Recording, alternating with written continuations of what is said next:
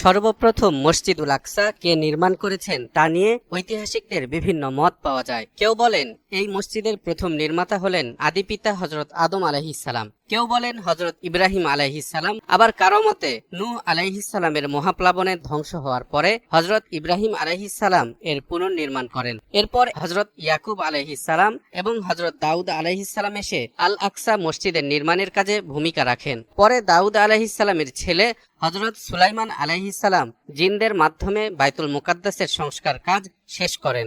মুসলমানদের কাছে এটা এমন এক পবিত্র ভূমি, মুসলিম জাতির পিতা ইব্রাহিম আলাইহিস সালাম থেকে শেষ নবী মুহাম্মদ সাল্লাল্লাহু আলাইহি ওয়াসাল্লাম পর্যন্ত প্রায় সব নবীর আগমন ঘটেছিল।